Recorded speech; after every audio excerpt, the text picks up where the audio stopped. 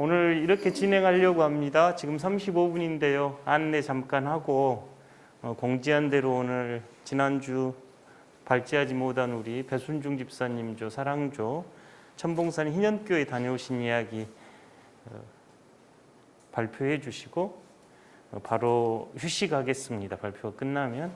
그다음에 25분부터 다른 안내 없이 바로 조별 모임 30분 하겠습니다.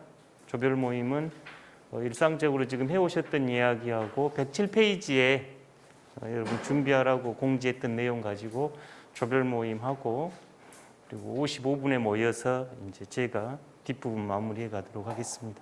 이렇게 해도 될까요? 예, 고맙습니다. 우리 장로님 초복인데 어떻게 삼계탕이라도 권사님과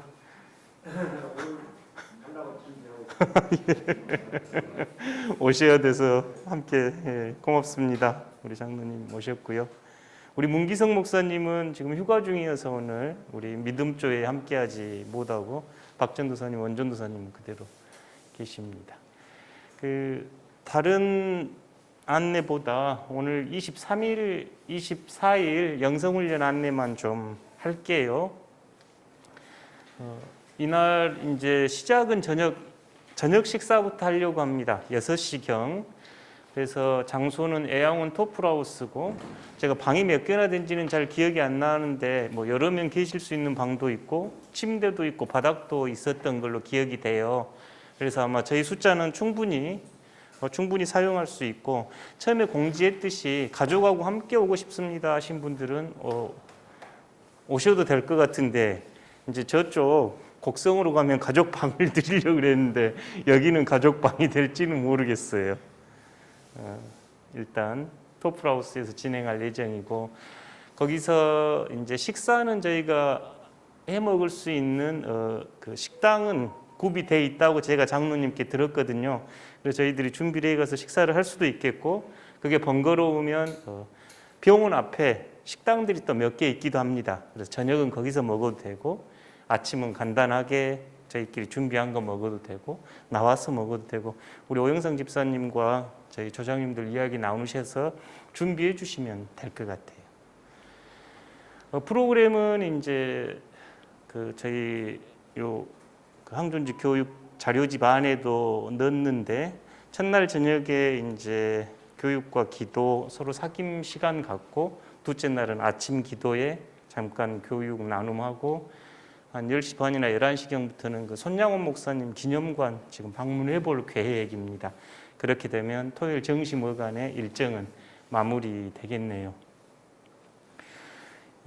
여러분이 이제 준비해 주실 것 중에 하나가 3번인데 이제 이 모임은 지난 우리가 5, 6, 7, 3개월 진행해 오면서 변화나 성장이나 도전 등을 상징하는 상징물 가져오기인데요.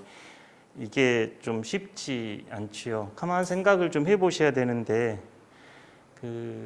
제가 기억에 남는 상징물들이 몇 가지가 있는데 학생들이 가지고 온 것 중에 지금 목사님이 되신 한 분은 징을 가져와 가지고 꽝 쳤어요. 이제 제가 이 수업이 여러분에게 어떤 의미가 있었고 그걸 표현할 수 있는 상징물을 가져와라 했더니 징을 가져와서 꽝 치면서 자신의 영혼을 울렸습니다. 굉장히 기억에 남는 어떤 학생은 지우개를 가지고 와서 자신이 잘못 알고 있었던 것 지우고 새롭게 시작하는 이런 또 어떤 분은 청진기를 가지고 오셔가지고 이 수업은 저에게 청진기처럼 제 내면의 소리를 듣게 해주었습니다. 이런 이제 이야기들을 나눠주셨어요. 어떤 친구는 노래를 부르기도 했고 어떤 친구는 시를 준비해 와서 이 시 안에 제 마음을 담았습니다 하기도 하고 어떤 친구는 그림을 가져오기도 했어요. 좀 감이 떠오르신가요? 여러분 설명을 위해서 이제 이 컵 이야기 여러분들한테 여러 번 드려가지고 좀 익숙하실 건데 여기 보면 많이 깨졌는데 대부분 이제 하루에 대부분 제가 음료는 이 컵을 쓰는데 방문한 분들이 여쭤보기도 합니다. 이렇게 많이 깨진 컵을 왜 쓰시냐고. 근데 제가 이제 이 컵을 토론토 옆에 영성센터에서 구입을 했었는데 2014년에 그곳 학생들하고 방문을 해가지고 똑같은 컵을 2개를 구입해 와서 하나를 선배 교수님 드리고 이제 하나는 저를 쓰려고 가져왔는데 이게 이만큼 깨져가지고 버리려고 책상 한쪽에 놔뒀다가 우리 원효습 전도사님이 요새는 컵도 붙인다고 그래서 1,000원짜리 본드 사다가 아무 생각 없이 그냥 붙인 겁니다. 지금도 그래서 본드 자국이 있네요. 제가 믿음이 없어가지고 붙을 거라고 생각도 못했습니다. 유학 가기 전에는 없었거든요. 그러니까 컵을 붙인다는 생각은 못했어요. 그 붙인지 알았으면 좀 예쁘게 깔끔하게 붙였을 건데 아무 생각 없이 이렇게 붙여놓고 그러다 보니까 이제 이가 빠진 곳 이렇게 깨진 자국 그대로 있는 컵인데 붙여놓고 이렇게 놔두고 가만 보니까 제 인생이 꼭 이 모양이다 싶더만요. 이렇게 많이 깨져가지고 그냥 버려버려도 됐는데 하나님의 은혜로 이렇게 붙여가지고 하나님 손에 들려서 내가 살아가고 있구나 이런 마음이 저한테 들었습니다. 그래서 이 컵이 이제 저의 영적 여정의 상징 같은 거예요. 그래서 늘 놔두고 이렇게 쳐다봅니다. 상징물 선택하실 수 있겠죠? 더 설명이 필요할까요? 너무 어렵게 생각 안 하셔도 됩니다. 너무 어렵게 생각 안 하시고 특별히 이제 항존직 교육에 참석하시면서 내가 도전받고 성장 또 변화 이런 걸 드러낼 수 있는 그 전에도 신앙생활 잘 하셨는데 이 교육을 통해서 제가 도전받고 변화로 성장으로 초대받는 어떤 것들이 있으면 상징으로 이렇게 소개해 주시면 좋을 것 같아요. 시간은 많이 안 쓰셔도 되거든요. 한 2분, 방금 제가 소개했듯이 2분 내외로 이렇게 소개해 주면 됩니다. 그래서 그때 이제 저희가 가운데로 모아놓고 셀리브레이션 할게요. 그렇게 함으로써 우리가 함께 이야기를 만들어 나가려고 상징물 준비합니다. 그러니까 미리 좀 생각을 해보셔야 돼요. 어떤 물건도 좋고, 책도 좋고, 사물도 좋고, 춤을 추셔도 좋고, 다 좋습니다. 혹시 이해되셨을까요? 네. 질문. 저희 1박 2일 영성훈련에 대한 질문. 그럼 그 상징물이 성전 주택 교육 시작하면서 진행되는 것만 가능합니까? 아니면 저희가 믿음에 있어서 뭐 전반적인 것을 여기서도 상관없이 영향이 있는 것은 가능하면 저희 교육 시작하고 하면서 해주시면 더 좋을 것 같아요.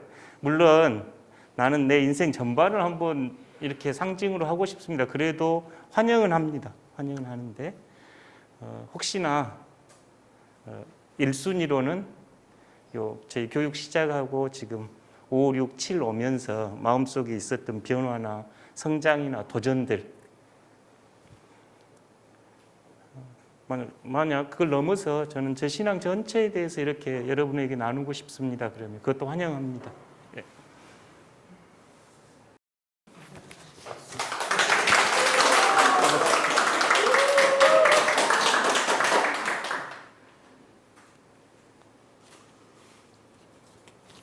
네, 아이고 이게 뭐 에어컨이 시원한 건지 아니면 떨려서 시원한 건지 잘 모르겠는데요. 네. 저희가 hin현교회 먼저 발표하도록 하겠습니다. hin현교회 처음 올라갔는데 이제 또 그 옆에 산서에 좀 많이 좀 구경 좀 해주시라고 주소를 좀 잘못 찍어주셨더라고요. 그래가지고 막판에 가다 보니까 막다른 길에 도착해서 그래서 열심히 그쪽도 구경 한번 하고 그쪽으로 왔습니다.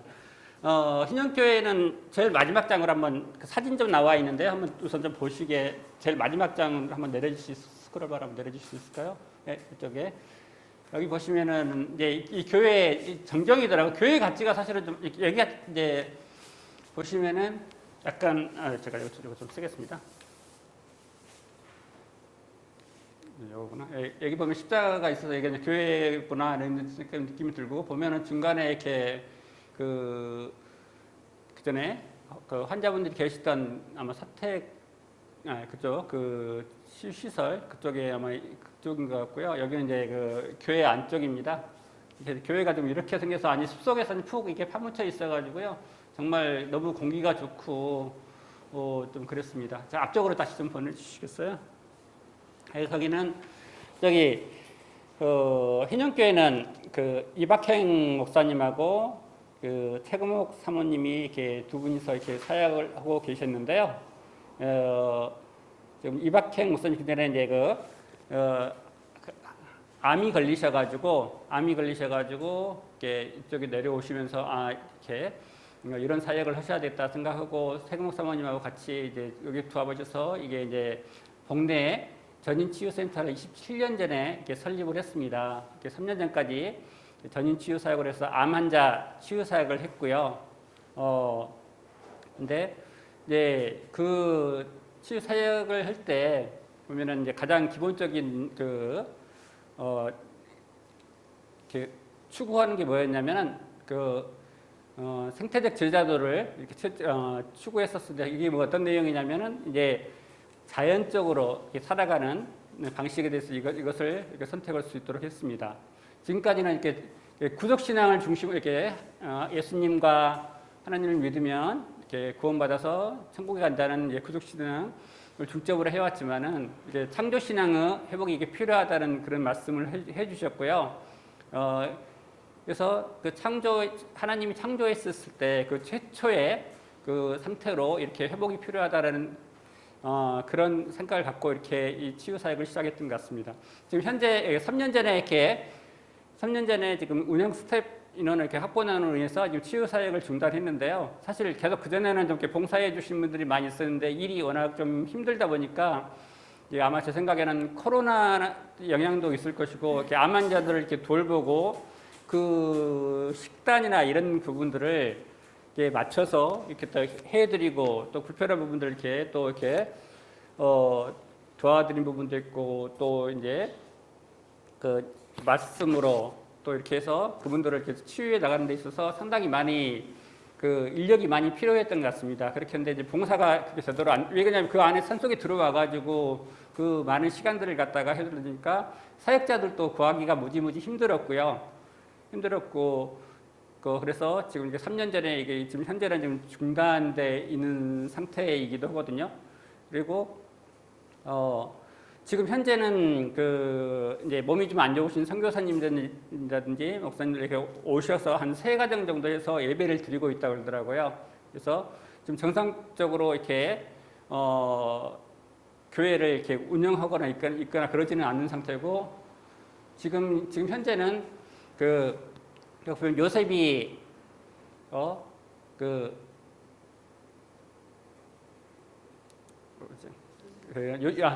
요셉이 가뭄이 들었을 때 이렇게 7년 동안 가뭄이 들었을 때 그 전에 이제 이렇게 미리 풍년이 됐을 때 모아놨던 그런 걸 가지고 해서 아주 이제 예를 들어서 구휼미를 방출하는 것처럼 그런 식으로 해서 요셉을 참고 사회적 협동조합을 그런 것을 또 꿈꾸고 계시더라고요.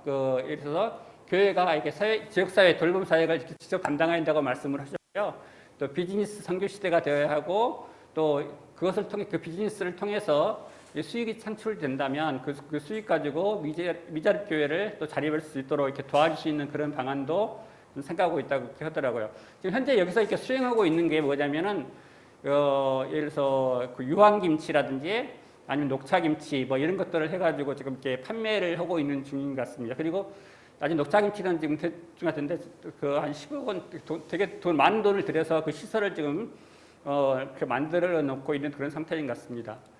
또 교회는 창조세대라는 의식이 민간 환경단체보다 이렇게 높아야 한다고 말씀하셨는데요. 사모님이 특히 이런 부분에 대해서 많이 실천을 하고 계시는데요. 사모님이 샤워를 할 때도 물 샤워만 하시고 이렇게 예를 들어서 뭐 계면활성제가 나오니까 샴푸, 모피누 이런 것들도 잘 사용을 안 하시고 보면 또 일회용품 이런 것도 전혀 안 하시고 또 가끔 또 비질 예를 들어서 뭐 청소기 같은 것도 전기를 사용하기 때문에 그런 부분에 대해서 좀 이렇게 비질로 해가지고 이렇게 청소하고 그러니까 사실은 제 생각에 그런 생각이 들더라고요. 이렇게 봉사하시는 분이라든지 그다음에 이렇게 사역하시는 분들이 과연 그 기준을 좀 맞추기가 생각보다 많이 좀 어려웠을 것 같다 하는 생각이 들더라고요. 근데 왜 그러냐면은 요즘 대부분의 사람들이 좀 이렇게 많이 좀 편해지려고 그렇게 하잖아요. 근데 그 사모님하고 목사님은 오히려 좀 이렇게 힘들더라도 그런 부분에 대해서 이렇게 그 최초의 상태로 창조할 때 상태로 해서 가장 자연적인 그런 상태로 해서 이렇게 그 살아가는 모습을 또 보여주고 또 음식 같은 것도 그 사모님이 그 영양학 쪽에 엄청 연구를 많이 해서 책도 많이 내셨더라고요. 그래서 그런 부분들을 통해서 그 영양식을 또 환자분들한테 제공하고 또 마음을 또 평안하게 이렇게 갖게 해주고 이렇게 하면서 그렇게 해서 아마 치유를 했지 않았을까 그런 생각이 들고요. 그분이 말씀하셨을 때 우리 보면은 후손에게 좋은 자연을 넘겨줘야 된다고 되지 않습니까? 근데 말씀드린 대로 우리 사실 이 지구를 쓰면서 사실은 이 지구는 이런 말이 있지 않습니까? 그 원래 이 자연이라는 것은 우리 후손들한테 빌려와서 이렇게 쓰는 거기 때문에 좀 뭐랄까 나중에 제대로 저희들이 쓰고 잘 보존해서 이렇게 돌려줘야 한다는 그런 개념으로 이렇게 하신 것 같고요.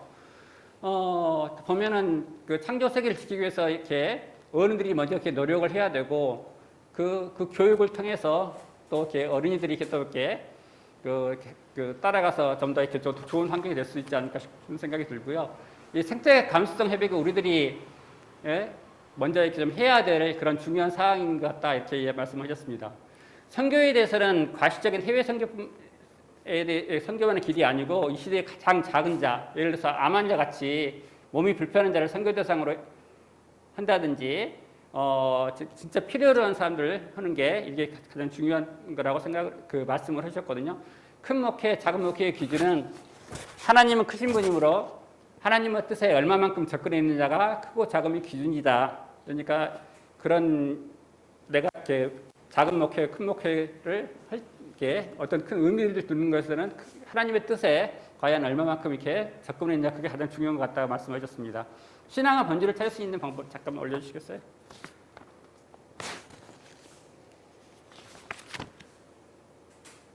예, 보면은 이제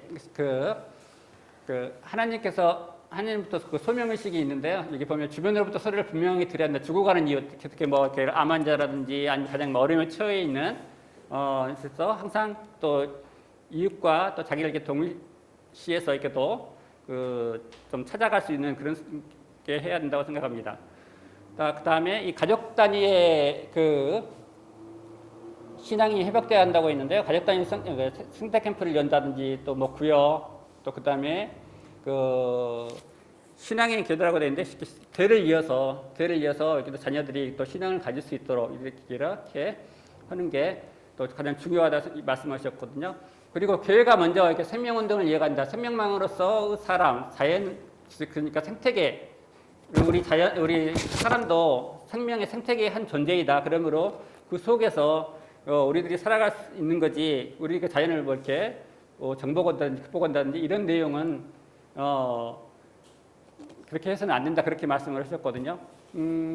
그리고 이제 그 희년교회 탐방을 통해서 우리 구모 집사님이 간단하게 혹시 좀 느끼신 적 있으시면 좀 제가 다 하긴 했는데 한두 마디만 언급해 주시죠 뭐.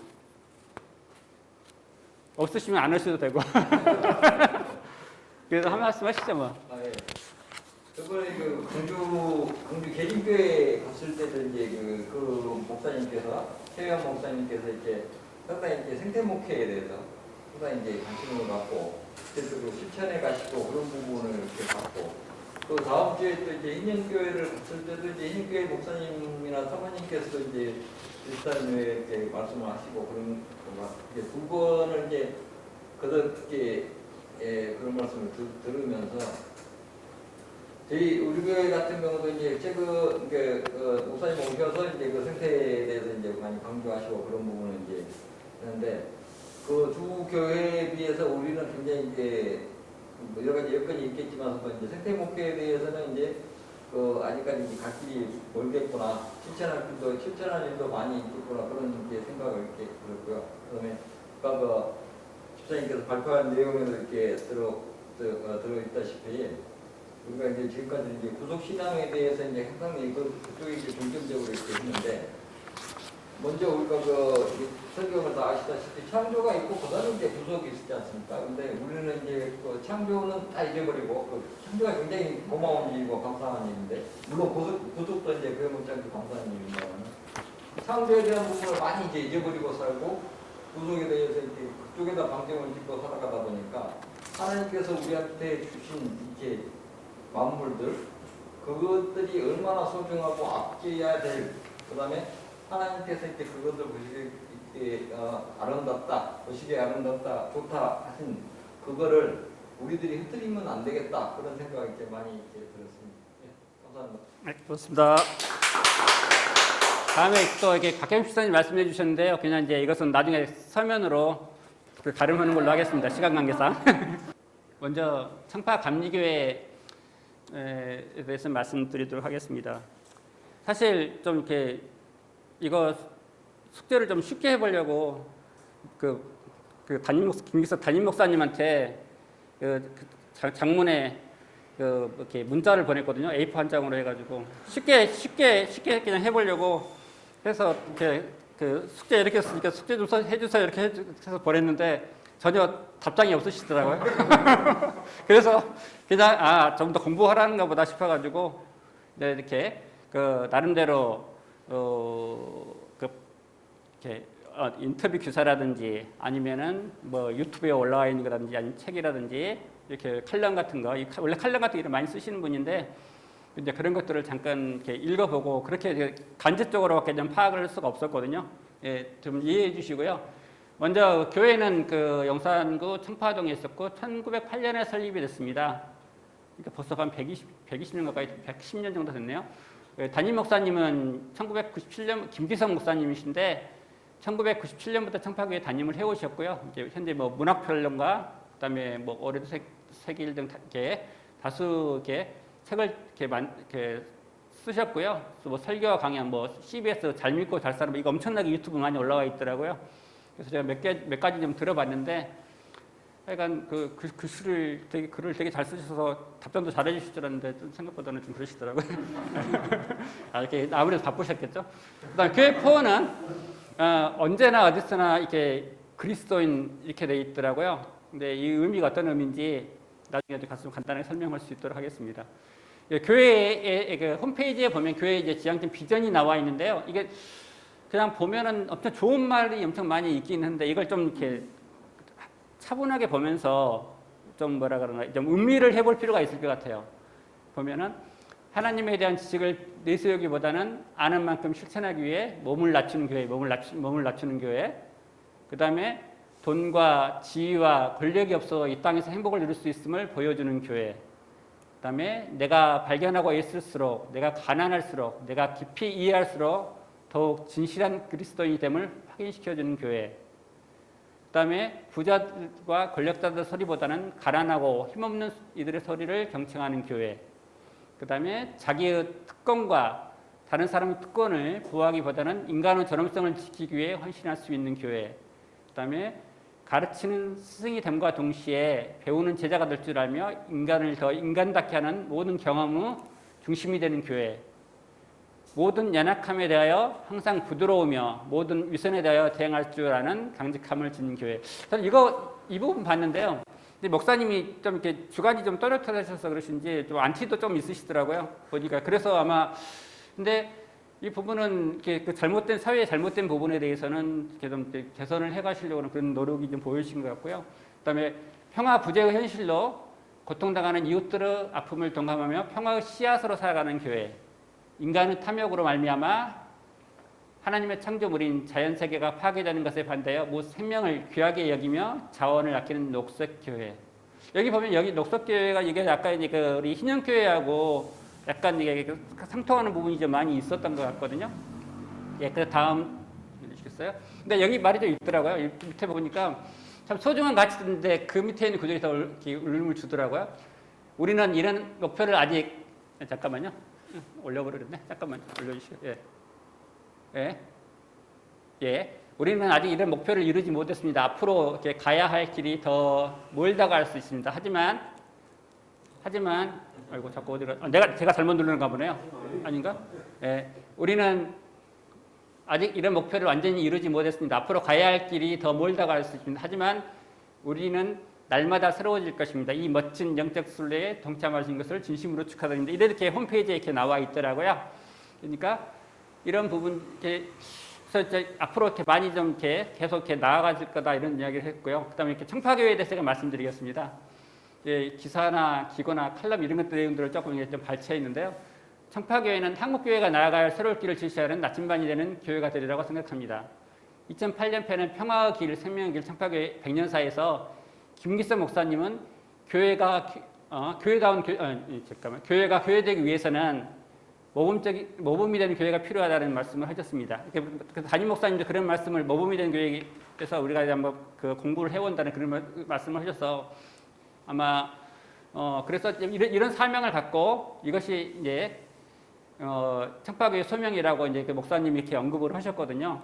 또 2020년 목회보고서에서 청파교회의 이런 지향이 어떻게 이루어지고 있는가를 잘 나타내고 있습니다. 김기성 목사님은 목회 서신에서 코로나19가 신앙생활에 큰 도전이 되었지만 교우들이 언제나 어디서나 그리스도인이라는 표어들을 살고 있다고 감사와 신뢰를 보냅니다. 그리고 어려움에 처한 미자립 교회를 위해 많은 예산을 사용했다고 밝히고 갈등과 투쟁이 난무하는 사회에서 교회가 혐오와 배제, 분열의 시가 된 현실에 대해서 통탄하며 새로운 교회 운동의 필요성을 제기합니다. 마지막으로 이게 한민복 시인의 산을 인용하면서 청파교회가 산이 되어 우리 교우들과 사람들의 행복을 주기를 소망하고 있습니다. 한번 읽어보겠습니다. 좀 말이 좋더라고요. 물은 궁극적으로 이렇게 바다가 됩니다. 바다는 큰 물이 됩니다. 그리고 어떠한 것도 되져갈 수 없는 위력을 지니고 있습니다. 그 위력은 가장 낮은 곳에서 모든 시내를 받아들이기 때문에 생깁니다. 그래서 이름이 바다입니다.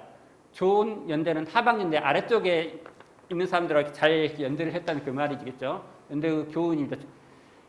연대는 이렇게 물처럼 낮은 곳과 하는 것입니다. 잠들지 않는 강물이 되어 바다에 이르는 것입니다.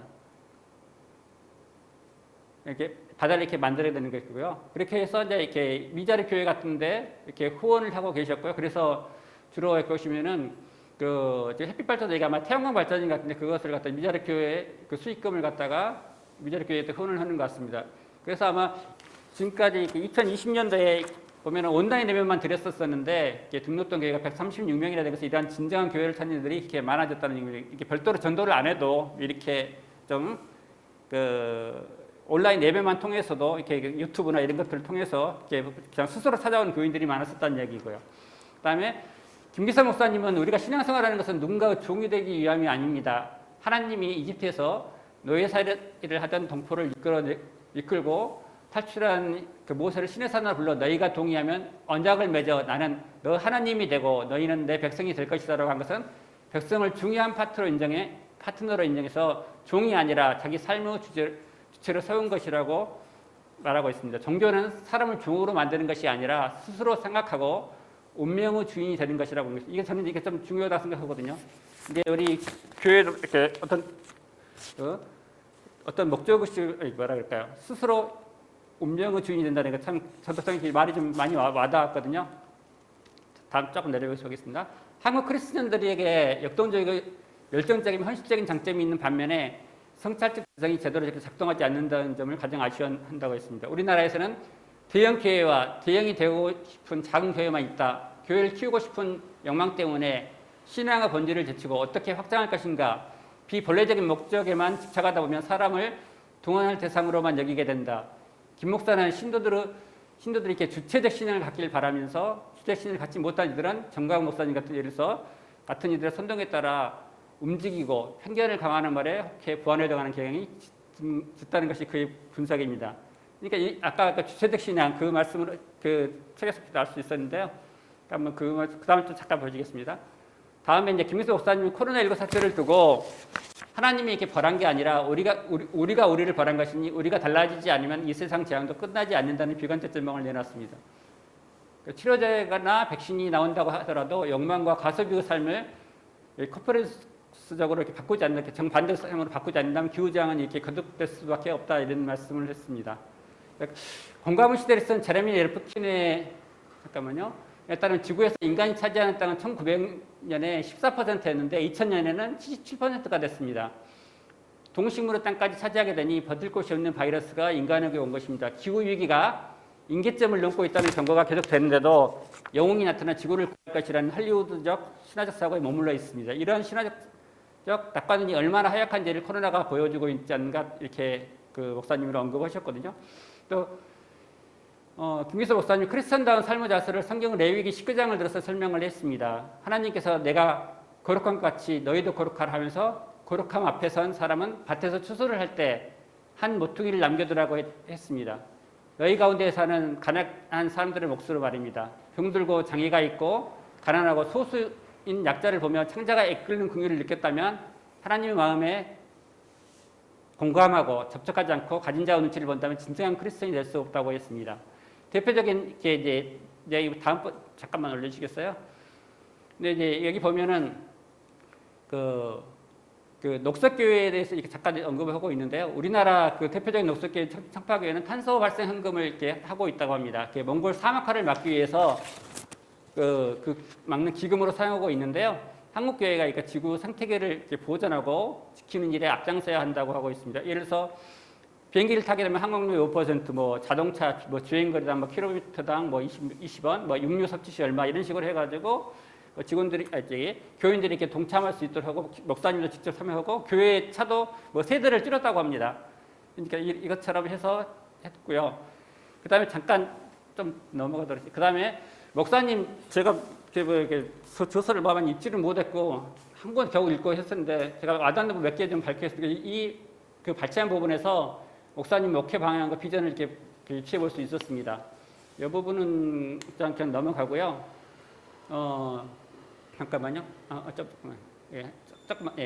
이거 한번 읽어가겠습니다. 예수를 믿는 사람 많지만 예수 제자가 되는 사람 많지 않습니다.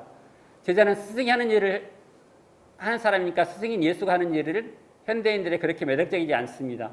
나무 발을 닦아주고 강도를 만난 이웃이 되어주고 의를 위해 핍박받는 것은 관념 속에서 아멘이지만 막상 현실에서는 노멘이라고 한국교회에서는 예수는 없다. 사적으로 어떤 신학자가 외치면 과격하긴 하지만 우리 허실을 드러내는 할인검입니다. 할인검은 이거 여기서 사람 목숨을 살리는 칼이라는 뜻으로 사람을殺傷하는 데 쓰는 칼이나 검도 잘 쓰면 오히려 사람을 살리는 도구가 될 수 있는 그런 의미입니다. 잠깐 올려보시겠어요? 그 다음에 쭉 이렇게 말씀들이 쭉 있었는데요. 여기 이제 두 번째 보겠습니다. 우리 청파교회는 복 많이 받으세요 라는 새해 인사 대신에 복되게 사세요라는 인사말을 권한다고 합니다. 예수님은 사는 복을 강조하셨습니다. 하지만 한국 교회는 받는 복에 주목하는 것이 한국 교회의 현실이다. 이렇게 목사님의 의견을 말씀해 주셨는데요. 복되게 사는 방법에는 여러 가지가 있습니다. 네, 이렇게 보면은 그다음 넘어가겠습니다. 여기 보면은 이제 값없이 주어지는 사랑만이 사람 속 잠들에 아름다운 꽃을 피워낸다고 했습니다. 자, 쭉 넘기셔가지고요. 잠깐만요. 됐습니다. 그 다음에 여기 이 에피소드 하나 소개하도록 하겠습니다. 프랑스인들이 가장 존경받는 인물 가운데 하나인 피에르 신부 에피소드 하나 있습니다. 그는 집이 없는 사람들을 위해서 평생 도움을 주고 살았습니다. 1940년대에 이미 파리에 있는 자기 집을 개조해서 집 없는 사람들에게 잠자리를 제공했습니다. 많은 이들이 소문을 듣고 각지에서 몰려와 크리스마스 연휴에 빈자리가 하나도 없었습니다. 그런데 노인과 아이들을 앞세운 한 가족이 신부를 찾아왔습니다. 이모저모를 공개하던 그는 마침내 우리가 생각하기 어려운 일을 감행했습니다. 그래서 예배실에 있는 예수상을 드러내서 다락 한쪽으로 치우고 그쪽에 가져오고 것처럼 말하는 것입니다. 신령한 사람들이 들으면 화를 낼 만한 상황인지도 모릅니다. 종교인들의 법물을 망각했다고 이렇게 야단을 맞을지도 모르겠습니다. 하지만 이 같은 일은 신앙의 본질을 깨뜨리는 행동이라고 할 수 있다고 했습니다. 여기서 성소의 아름다움은 대리석 포석이나 장식물이 아니라 성소 주변에 주거지가 없는 가족이 한 가족도 없다는 사실에 달려 있는 것을 사람들은 언제쯤 깨닫게 될까 이런 말씀을 하셨는데요. 좀 저도 보면은 좀 이렇게 많이 좀 와닿는 말인 것 같습니다. 마지막으로 이제 그 말씀에 대해서 말씀하셨는데요. 성경은 참 이렇게 묘하다는 말씀하셨네요. 가장 많이 팔리는 책이지만 베스트셀러라고 그러죠. 가장 많이 익히지 않은 책이기도 한답니다. 교회 전통은 예수를 가르쳐 육체를 입고 오신 말씀이라고 고백합니다. 하나님의 말씀은 눈과 몸을 필요로 합니다. 여러분의 손과 발을 시간과 정성을 주님께 봉헌한다면 여러분의 말씀이 여러분의 삶과 존재에 대해 이렇게 말해 줄 수도 있을 거라고 생각합니다. 이상입니다. 이제 조별 모임을 참 잘하시는 것 같습니다. 제가 여기 앉아 있어도 대부분 목소리를 들을 수 있네요. 예. 대부분 아니, 집중할 때만.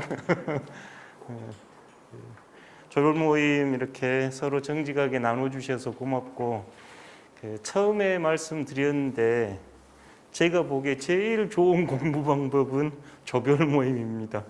그러니까 그 조별 모임이 다고 지금은 이제 그 서비스, 애프터 서비스 같은 정도 서로 이야기하고 들을 때 실제로 훨씬 더 많이 배우고 또 내면화 시킬 수 있거든요. 조별 모임 잘 참석해 주셔서 고맙습니다. 내가 꿈꾸는 교회는 지난주 다 올려주셨는데 2조는 이걸 나누시더만요. 예, 그래서 우리 카톡을 통해서 보셨는데 내가 꿈꾸는 교회는 나의 가족과 같은 느낌과 가정이 생각나게 되는 교회. 내가 꿈꾸는 교회는 사람을 살리고 사람을 세우는 교회. 내가 꿈꾸는 교회는 지역사회에 소문난 사랑이 넘치고 누구나 오고 싶어하는 교회. 내가 꿈꾸는 교회는 공감할 수 있는 교회. 내가 꿈꾸는 교회는 교육자와 교인이 함께 행복하고 웃음이 넘치고 이웃과 잘 조화로움을 형성하는 교회. 내가 꿈꾸는 교회는 하나님께서 기뻐하시는 교회. 내가 꿈꾸는 교회는 주변 학교의 어려운 학생들을 도울 수 있는 교회. 내가 꿈꾸는 교회는 하나님 말씀대로 사는 교회.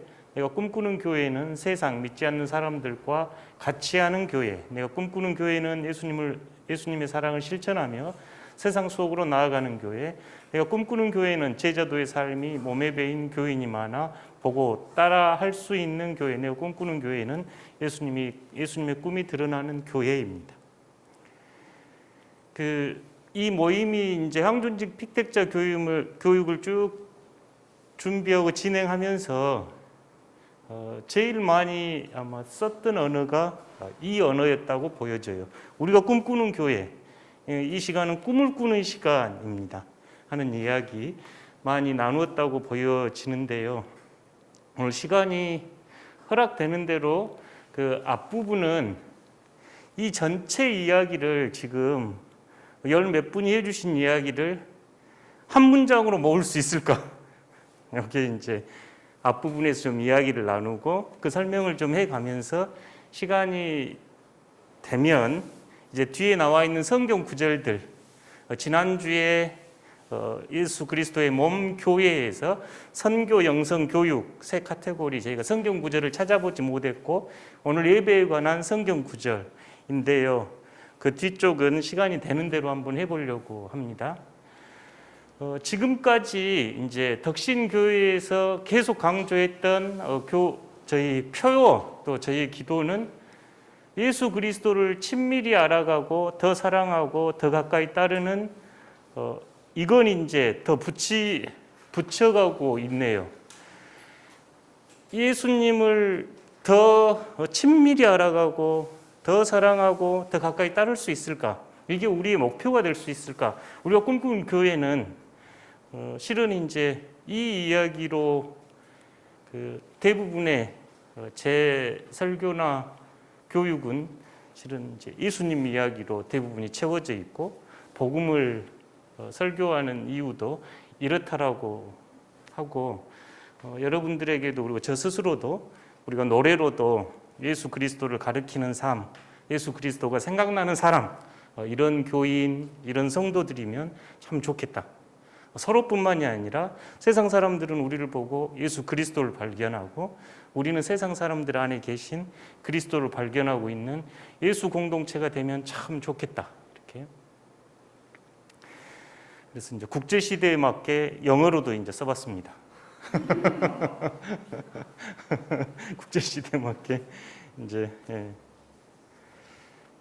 이건 우리 개인적으로 그리고 교회 전체적으로 늘 품으면 좋겠다 싶은 우리 삶의 목표고 우리가 찬양으로도 했는데 이것을 우리가 참된 행복이라고 이야기할 수 있을까?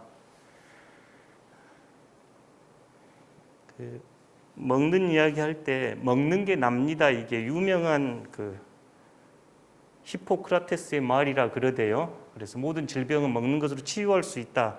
이런다고 의학계에서 이야기한다면서요. 근데 먹는 게 나지요. 내가 뭘 먹었는가가 난데 만약 우리가 예수님이 이렇게 우리에게 중요하면 그만큼 예수님에 대해서 많은 시간과 우리의 힘을 쏟고 있을까?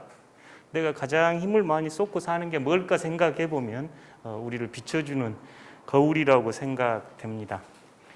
창립 40주년을 이제 준비하고 또 항존직 교육을 준비하면서 내가 꿈꾸는 교회는 우리가 꿈꾸는 교회는 한 문장으로 이렇게 이제 만들어 봤네요. 물론 이건 이제 여러분 고쳐주셔도 되고 수정하셔도 됩니다. 우리가 꿈꾸는 교회는 하나님을 향해, 그러니까 세이비어 교회나 다른 교회 소개할 때 인워드 저니 같은 겁니다. 하나님을 향해, 높이 계신 하나님일 수도 있고 안에 깊숙이 계신 하나님을 향해, 다른 하나는 세상을 향해, 하나님만 향할 뿐만 아니라 세상을 향해, 뭐 수직적이라 그랬던 수평적이라 그랬던 아웃리치다 그랬던 어떤 언어든 좋습니다. 세상을 향해 다 함께, 이 언어를 쓰고 싶었습니다. 하나님을 향해, 세상을 향해 다 함께 걷는 출애굽 공동체라고 네이밍을 해보고 싶었네요. 저희가 특별히 이제 창립 40주년 이어서 엑소더스 출애굽을 자주 거론하기도 했고 수요 기도회 때 1년 남짓 출애굽 강해를 하기도 했는데 출애굽의 이제 다른 의미가 구원 공동체 이렇게 쓸 수도 있겠고, 다른 하나는 우리 시대에 가장 잘 드러낼 수 있는 특징이 출애굽 시대입니다. 지금은. 그러니까 애굽의 문명, 애굽의 문화, 어떤 그 표현을 어떻게 하든 우리를 자유롭게 하지 못하고 사랑과 정의로 연대하게 하지 못하는 모든 이름을 애굽이라고 네이밍을 하면 그 출애굽은 우리 공동체의 특징이 되면 좋겠다. 하나님을 향해, 세상을 향해 다 함께 걷는 출애굽 공동체. 요 이야기는 뭐 새로운 이야기는 아닙니다. 새로운 이야기는 아닌데 늘 저희들이 생각할 수 있는 하나님과의 관계, 이웃과 창조 세계와 관계, 그리고 공동체의 관계, 이렇게 그림으로 그려보면 세 방향 또는 네 방향으로 그릴 수 있는 언어를 이렇게 만들어 봤네요. 국제화 시대에 여기도 영어로 엑소더스 커뮤니티, 출애굽 공동체. 약간 제가 세상에 많은 공동체가 있어서 그냥 부정관사로 썼습니다. 우리는 그 공동체 중에 하나다 이렇게 인식하고 싶어가지고 works toward God and the world, 여기는 코스모스라고 쓰고 싶었는데 요한복음 3장 16절 17절에서 이제 하나님이 세상을 사랑하사 할 때 다 코스모스라고 써져 있거든요. 여기다 코스모스 이래놓으면 또 너무 크게 이렇게 직접적으로 안 와 닿을까 싶어가지고 그냥 세상, 하나님이 세상을 이처럼 사랑하사 할 때 그냥 번역을 이렇게 해서 함께 이렇게 했네요. 하나님을 향해, 세상을 향해 함께, 다 함께 걷는 출애굽 공동체입니다. 상당히 이게 이제 도전이 되는 현실의 인식이고 길을 내야 하는 과감한 신앙 언어네요. 우리 시대는 지금 코로나19뿐만 아니라 전반적으로 굉장히 도전 시대를 맞고 여러 가지, 이때 우리가 이 출애굽, 하나님의 구원을 노래하는 공동체가 될 수 있을까? 이게 이제 제가 쭉 여러분들 글 읽고 제 교회 생각해보고 창립 40주년에 우리가 나눌 수 있는 우리의 꿈, 비전이 될 수 있을까 하고 떠올려 본 이야기가 지금 이겁니다. 혹시 어떻게 들리신가요? 코멘트나 질문이나 하시고 싶은 이야기 있으신가요? 혹시 이 자리에서 다 못 하시면 카톡을 남겨주셔도 되고 다른 방식으로 전해주셔도 됩니다. 지금 창립 40주년 계획은 문승상 장로님이 위원장이시고 위원회와 함께 8월 15일을 기점으로 지금 행사들 진행하려고 하거든요. 그때가 저희 이곳으로 저희가 이사 온 날 이어서 그날 이제 저희 덕신 식구들 다 함께 이제 축하하는 지금 계획은 코로나19 상황이어서 좀 조심스럽지만 저희 함께 축하할 수 있는 찬양제 저희가 전통적으로 그때 찬양제를 했거든요. 그래서 조금 간소하게 하더라도 함께 찬양하면서 이제 전체적인 교회 비전 소개하고 함께 축하하고 이 여정 걸어보려고 준비하고 있는 구절들입니다. 그 전에 이제 성도들과 소통하면서 이 그 문장은 수정해 나갈 계획입니다. 여러분 어떠신가요? 출애굽 공동체 다시 한 번만 얘기해 주시죠. 예, 출애굽 이제 저희가 구원의 원형 그럴 때 출애굽 이야기를 하는데 저희가 예수 그리스도의 구원을 이스라엘 역사에서 이해할 때 가장 좋은 이제 요 경험이 이스라엘 백성들이 애굽에서 종살이 할 때 종살이에서 해방돼서 아까 김기성 목사님 소개할 때 시내산으로 불러가지고 나는 너희의 하나님, 너희는 나의 거룩한 백성이 될 것이다 하는 언약을 맺고 광야를 쭉 걸으면서 가나안을 향했던 이스라엘 역사를 이제 구원의 저희가 원형 또는 구원의 모형 이렇게 설명을 하는데요. 그 출애굽은 이제 애굽에서 탈출해서 가나안으로 가는 여정, 영적 여정에 대한 상징이 출애굽이 매우 교회에서 쓰는 언어이기도 하고 우리 시대를 출애굽의 시대라고 네이밍하는 게 좋겠다 싶어가지고 이 언어가 들어온 겁니다.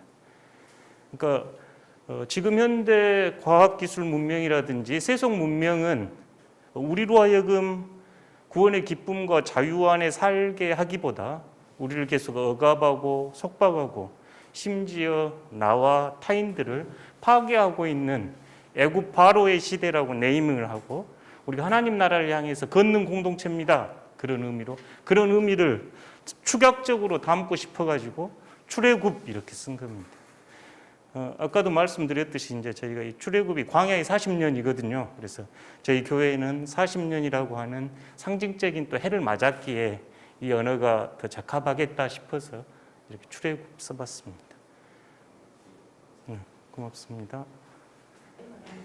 이제 이루고 싶습니다. 이미지로 우리 각자 꿈을 가지고 있죠. 내가 꿈꾸는 교회 저희가 각자 꿈을 가지고 있는데 아까 김기성 목사님 그 강과 바다 이야기해 주셨는데 만약 우리들이 그 각 지류들이라면 큰 강에서 만나고 큰 바다에서 만나겠죠. 이런 걸 되게 비전 스테이트먼트라 그러는데 우리 각자의 꿈들이 이 안에서 이제 만나는 거죠. 각자 꿈꾸는 행복한 교회, 건강한 교회, 행복이 넘치는 교회라는 꿈들이 큰 세상을 향해서 하나님을 향해서 세상을 향해서 다 함께 걷는 출애굽 공동체 큰 이제 강과 같은 역할을 저희 교회 큰 비전으로 한번 이렇게 묵상해보고 있습니다. 예수님 여기에도 친밀히 알아가고 교육이라면 더 많이 사랑하고 영성적이고 더 가까이 따르는 선교 또 여기에도 마찬가지인데요. 하나님을 향해 영성, 세상을 향해 선교 다 함께 우리가 걷는다. 이것은 교육이 필요한 부분으로 이제 영성, 선교, 교육은 여전히 세 축으로 우리의 비전을 이끌어갈 것이라고 생각해 봅니다.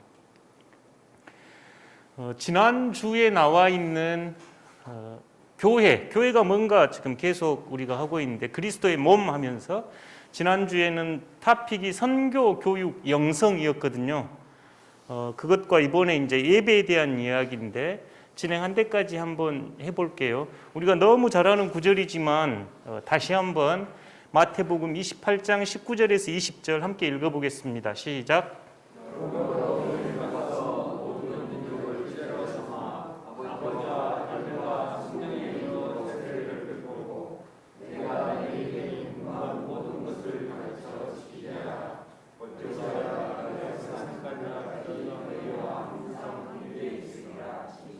아멘. 우리 곽선희 집사님 언제 어디였는가요? 그 레바논 옆에 요르단 다녀오셔서 지상 명령하면서 이 말씀 가장 높을 지자 써서 가장 높은 명령입니다 하고 소개해 주셨고, 저희가 위대한 명령 또 지상 명령, 요 마태복음에만 나와 있는 게 아니고 이제 다른 복음에도 나와 있는 그 예수님의 가장 큰 명령, 이렇게 이야기하는 구절이 마태복음 28장 19절에서 20절인데요. 이 말씀도 조금 이제 들어가 보면 너희는 가라고 하신 거죠. 중요한 동사가 여기서 가라였거든요. 이 문장에서 가라, 그러니까 세상을 향해 가라. 세상을 향해 가라. 우리가 이런 이제 큰 테두리로 다 교차할 수 있습니다만, 모든 민족에게 세상을 향해서 가라. 이건 선교적 교회지요.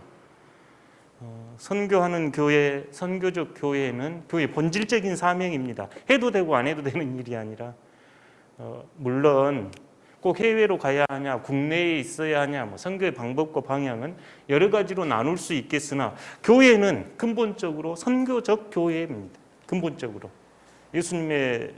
예수님은 하나님이 이렇게 보내셨고, 예수님은 우리를 보낸 거거든요. 근본적으로 선교하는 교회입니다. 모든 게 연결이 되는데요. 저희가 선교적 교회로서 저희 항준지 교육을 받는 분들은 늘 생각해 주시면 좋겠어요. 쉬운 말로 아까 김기성 목사님 인용하면서 주위에 굶어 죽는 사람 없는 거, 집 없는 사람 없는 거, 이게 교회의 존재 이유입니다.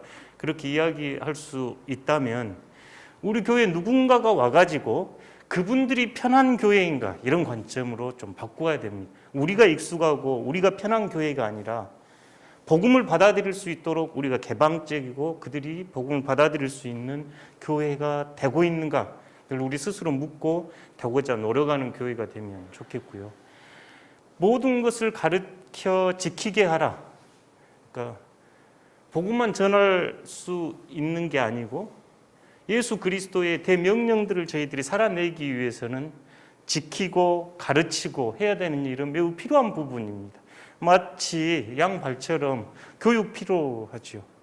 복음을 전하고 교육을 하고, 이것은 분리될 수 없는 양축이라면 세상 끝날까지 너희와 항상 함께 있으리라. 여러 번 인용했습니다만, 리빙스턴 선교사가 그 아프리카 오지에서 편하게 잠을 잘 수 있었던 것은 하나님이 늘 나와 함께 하시기, 주님께서 나를 고아처럼 두지 않으실 것이다 하는 믿음이라고 고백하는데, 사실 이제 이런 이야기가 키워드가 영성의 키워드죠. 내가 이 일을 하는 게 아니고 주님께서 하십니다. 주님이 나와 항상 함께 하십니다. 그래서 이 지상명령 안에서도 선교, 교육, 그리고 영성이라고 하는 카테고리는 저희가 잡을 수 있습니다. 지금 지난주 교재에서는 성경 구절이 굉장히 이제 많지요. 근데 가능하면 여러분들 한번 써보시면 좋겠어요. 써보는 게 여러분에게 좀 도움이 되고, 신앙을 이해할 때 저희가 말씀에 기초를 두고 말씀에 뿌리를 둬야 하거든요. 저의 설명도 좋겠습니다만, 여러분 스스로 성경 구절 한 절 한 절 써보시면서 묵상하는 이 과정을 통해 교회에 대해서 더 깊이 이해할 수 있습니다. 호세아에서 힘써 여호와를 알자 하는 이야기 저희가 많이 이야기했죠. 그러니까 설명을 좀 줄일게요. 베드로후서 3장 18절도 제가 굉장히 은혜를 받은 구절인데, 베드로라고 하는 인간이 어떻게 변했을까? 그리고 마지막에 그는 뭐라고 유언처럼 말했을까? 베드로후서를 읽으면서 그 마음이 좀 저에게 들었는데, 베드로후서 가장 마지막 절이 오직 우리 주 예수 그리스도의 은혜와 그를 아는 지식에서 자라가라. 베드로가 평생 씨름했던 게 이 두 가지였구나. 하나는 하나님의 은혜를 구했고, 하나는 그리스도를 점점 알아가는 일에서 베드로가 성장했구나 하는, 저에게는 이게 베드로의 유언처럼 들렸습니다. 실수도 하고 넘어지기도 하고 도망도 가고 배신도 하고 큰 소리도 치고 이런 베드로가 마지막에 이렇게 우리에게 남겨준 이야기가 은혜와 그를 아는 지식에서 자라가십시오. 이야기하죠. 사사기 보면 신앙교육의 실패로 여호와의 목전에 악을 행하며 지금 신앙교육이 제대로 되지 않을 때 후손들에게 신앙의 전수가 되지 않을 때 모습들, 또 신명기에 부지런히 가르치라는 이야기들 굉장히 많이 나와 있죠. 쉐마 이스라엘, 디모데후서 마찬가지로 모든 성경에 대한 교육에 대한 이야기, 성경을 배우는 일에 더 힘써야 합니다 하는 구절들 많이 나와 있지요. 지금 그러니까 드리고 싶은 이야기는 교회에서 교육은 매우 중요한 성경적 가르침 이해하시면 좋겠다 싶고요. 선교 이야기도 이제 많습니다. 복음이 뭔가 어떻게 증거될 건가 이런 구절들 찾아서 읽어보시면 좋겠고요. 그리스도인의 정체성이 이 선교를 통해서 드러나고 있다고 이야기합니다. 교회는 그래서 아까도 말씀드렸듯이 근본적으로 이 선교적 공동체지요. 마태복음이나 마가복음이나 누가복음에 공이 들어가 있는 예수님의 마지막 명령이었네요. 또 잘 아는 사도행전 1장 8절. 영성 공동체는 저희가 사랑, 사귐의 언어, 항상 함께 있다. 인격적 관계를 맺고 있는. 요한일서는 이 사랑과 사귐의 언어가 꽉 차 있는 언어지요. 요한에게 많이 등장하는 언어들이기도 하고, 기도에 대한 이야기, 또 십자가에서 하신 기도, 예수님의 기도에 대한 가르침, 여기까지 19분 됐네요. 이건 지난주 겁니다. 지난주 거. 이번 주는 이제 예배인데요. 여러분 나눠주신 이야기들 잘 들었습니다. 예배를 여러 가지로 이해할 수 있겠다 싶은데 제가 기도를 가르칠 때도 닷 내리기 이 이야기 했는데 혹시 성경 가지고 계신 분 히브리서 6장 19절 한번 읽어주시겠어요? 히브리서 6장 19절. 그러니까 예배를 뭔가 제가 여러분에게 설명하기 위해서 이 이미지가 좋겠다 싶어가지고 제가 이 닷 이미지를 가져와 봤는데요.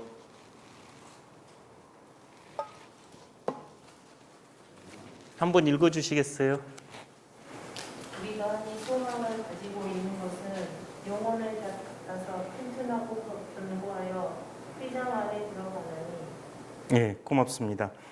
지금 이제 이 히브리 기자는 뭐라고 이야기하냐면 이 우리가 희망을 가지고 있는데 이 희망은 영혼의 앵커가 닷을 내리다 그래요. 닷이 앵커인데요. 이 영혼의 닷을 우리가 가지고 있습니다 하면서 이 희망은 확실하고 꾸준한 겁니다. 변치 않는 겁니다 하면서 우리는 이 희망을 가지고 페일 안으로 들어갑니다. 휘장 안으로, 그러니까 하나님하고 만남의 장소 안으로 들어갑니다. 이런 뜻이죠. 영혼의 닷, 이게 이제 저한테 굉장히 와닿는 이미지였습니다. 영혼의 닷. 여러분은 어디에 닷을 내리고 계신가요? 여러분 영혼의 닷은 어딘가요? 닷 내리기. 골로새서나 에베소서에서도 비슷한 이미지를 가져올 수 있는데 4분 안에 예배에 대한 설명할게요. 저희가 이제 타이틀은 예배는 교회의 심장입니다. 교회의 심장은 예배입니다. 칼바르트의 이야기이기도 했고 또 오늘 우리 교회 하영주 목사님이 즐겨 쓰셨던 표현이죠. 심장, 교회의 심장은 예배입니다. 왜 예배가 교회의 심장입니까? 하고 이제 질문을 하면 저는 닷 이미지를 좀 생각해 보면 좋겠다 싶었어요. 닷이 어떤 역할을 한가요? 닷을 내리면. 예. 좋습니다. 바닷가에서 이렇게 배가 쫙 들어와서 닷 내리는 걸 봤거든요. 평온하든 태풍이 불든 배가 안전하기 위해서는 항구에 닷을 내려야 되죠. 안전하기 위해서 닷을 내립니다. 물론 배는 요 항구에 정박되어 있는 게 목표가 아니고 항해가 목표지요. 항해만 하는 배는 없지요. 어딘가에 닷을 내려야 되는데 저희는 예배가 하나님께 닷 내리는 시간입니다. 세상을 항해하다가 하나님께 닷을 내리는 시간이 예배 시간. 저 기도도 이렇게 닷 이미지로 설명을 했는데요. 예배가 닷 내리는 시간이에요. 닷을 내리면 하나님께 우리의 영혼이 닷을 내리면 거기에 정박한 배는 우리의 영혼은 이제 하나님께 맡겨놓으면 됩니다. 뭐 하든가요. 닷을 그 바닷가에서 이렇게 봤더니 선원들이 잡아온 물고기 있으면 그때 내립니다. 그죠? 그러니까 우리가 삶에서 경험한 감정이 됐건 삶의 흔적들이 됐건 예배 때 내놓을 수 있는 자리이고 그때 뭘 하냐면 가만 보니까 청소하시더만요. 선원들이 배를 청소합니다. 우리 영혼이 정화되고 깨끗해지는 시간이에요. 그리고 보니 배가 고장난 거 있으면 이때 고칩니다. 치유와 회복이 일어납니다. 뿐만 아니라 중요한 것 중에 하나는 쉼입니다. 세상에서 힘들게 살아온 우리의 삶들이 하나님 앞에 깊이 닻을 내리고 쉽니다. 여러분 경험해 보셨을 거예요. 집에서 누워있는 몇 시간보다 예배 1시간 드리면 훨씬 더 몸이 회복된 경험 하셨을 겁니다. 예배가 굉장히 우리에게 쉼과 회복을 주거든요. 안식을 주거든요. 뿐만 아니라 가만 보니 배가 다시 항해를 나갈 수 있도록 에너지를 채워주대요. 가스도 넣고 가솔린도 넣고. 예배가 그렇습니다. 예배는 우리가 하나님께 닻을 내리고 있는 시간, 우리 안에 거짓과 쓰레기를 정화하는 시간, 또 우리의 고통과 상처를 치유하는 시간 뿐만 아니라 우리에게 영혼의 쉼을 허락하고 뿐만 아니라 우리가 다시 세상으로 나갈 수 있도록 우리에게 새 힘과 능력을 주는 시간이 예배 시간입니다. 그러니 예배를 잘 드려야죠. 그러니 우리가 예배를 소중히 여기고 예배를 가장 중요한 신앙의 1순위로 삼아야 합니다.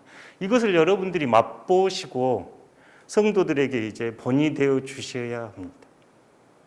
예배가 심장. 히브리서 기자는 성경 말씀에서 이 희망 또는 영혼의 앵커, 닷 이게 누군가요? 예수 그리스도. 예수 그리스도. 그러니까 우리가 예배 안에서 예수 그리스도를 찬양하는 것은 그분은 우리의 영혼에 닻이 되어 주셔서 우리 삶을 정화시키고 치유하고 쉼과 새 힘을 주시는 분이기 때문이죠. 그 베일 안으로 들어간다. 이건 하나님과 친교와 일치 안으로 들어간다는 뜻이겠지요. 예배를 저희들이 그렇게 이해하고 그렇게 예배를 드리면 참 좋겠습니다. 예배에 대한 성경 구절도 이제 여러분 꼼꼼하게 좀 써가시면서 읽어보시면 좋겠고 교회 심장은 예배입니다. 여러 말씀들 이렇게 인용했는데요. 예배에 대한 이야기도 여러분 잘 적어가시면서 한 소절 한 소절 좀 더 묵상해 보시면 제가 영혼의 닻을 내리는 시간이 예배입니다라고 한 설명이 조금 더 이해될 거라고 생각됩니다. 이제 하반 집사님. 여기 교재에 에스겔 47장 1절에서 12절 이렇게 나와 있는데 그게 47장 1절에서 12절. 성전에서 흘러나온 물로 이제 만물이 회복되는 이야기를 담고 싶었습니다. 1장 1절에서 12절. 1절에서 12절 예. 맞아요. 엄청 깁니다. 예, 맞습니다. 근데 이제 결론적으로 이 성전에서 흘러나온 물이 막 점점 이렇게 차 올라가 가지고 강을 지나서 대해를 이르는데 모든 생명들이 살아나고 이 강가의 나무들이 풍성하게 지금 새 열매 맺고 하는 모습들이지요. 성전에서 흘러나온 물 이미지, 만물을 회복시키고 소생시키는 그 이미지 쓰고 싶어가지고 에스겔 47장이 들어왔습니다. 너무 길면 12절만 쓰셔도 혹시 다른 질문 있으실까요? 네, 고맙습니다. 요 두 가지는 톡방에 올려주시고요. 지난주에 잘 올려주셔서 고맙습니다.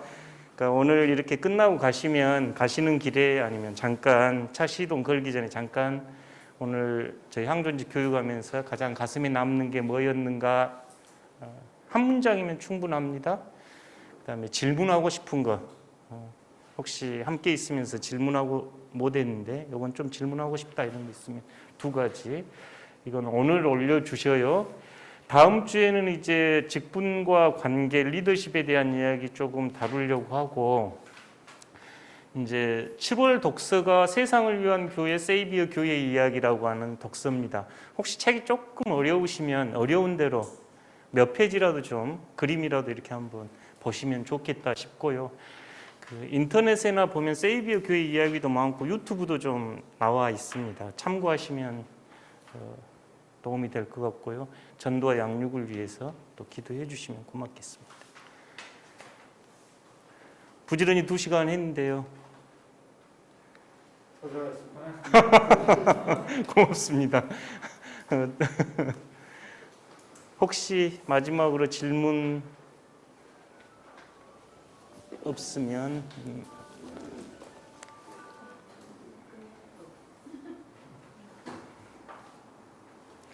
저희 잠깐 침묵하고 오늘은 저희 소망조 우리 소망조 한 분씩 4분 우리 장로님도 소망조입니다. 한마디씩 마무리 기도해 주시고요. 그냥 순서는 곽선희 집사님, 장로님, 구모 집사님, 김용환 집사님 이렇게 4분 할게요. 저희 잠깐 침묵하고 준비되시면 기도해 주십시오.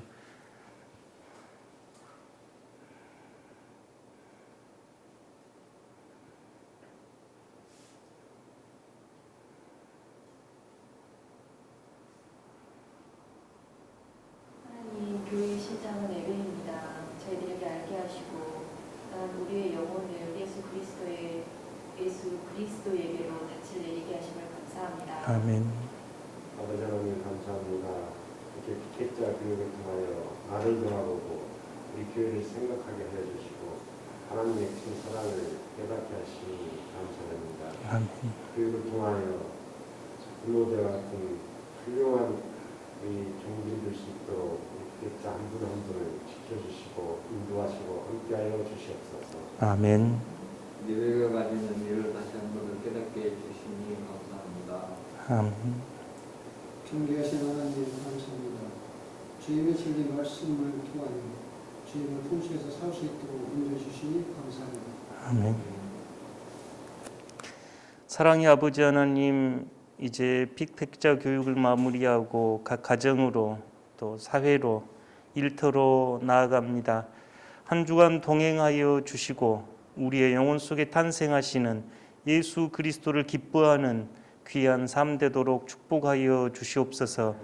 코로나19로부터 저희의 생활과 삶과 이 나라 이 민족을 지켜주시고 더위와 장마 속에서도 서로 사랑하며 존중하는 마음 허락하셔서 기쁨으로 살아갈 수 있도록 축복 내려 주시옵소서.